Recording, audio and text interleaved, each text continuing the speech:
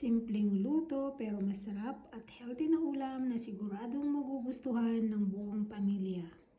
Hello mga ka-cooking mami, samahan niyo ako magluto ng simpleng ulam. At dito sa pan, kulang ako dito ng onion at saka garlic.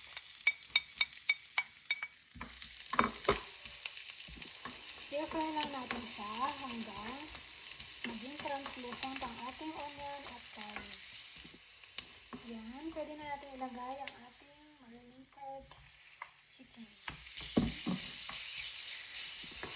Mix lang natin hanggang ma-combine ito.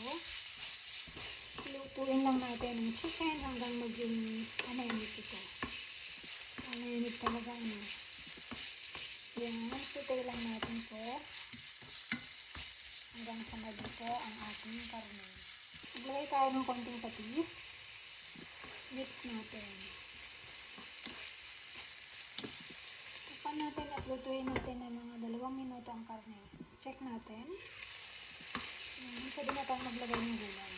Lagyan na natin ang ating gulay. Lagay din tayo ng kalahating lettuce. Konting oyster sauce. Magic sarap. Paprika. Black pepper. Konting asin. Mix natin. Mix lang natin hanggang ma-combine ang ating mga nilagay na seasoning. Ilagay tayo ng konting tubig. Mix natin. Takpan natin. Check natin. Ayan, pwede na natin lagay ang ating zucchini. Mix natin siya. Mix natin hanggang ma-combine ang ating mga gulay.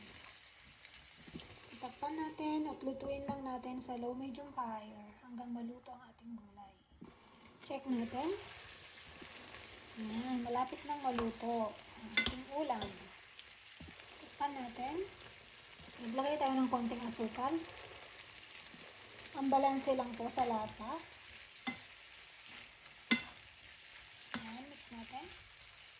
Sakto na po ang lasa nito at konting luto na lang at ready na ang ating ulam.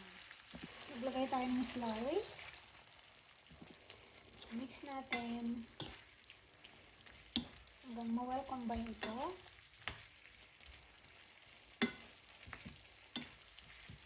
Lutuin na lang natin ng mga 2 minuto at ready na ang ating ulam.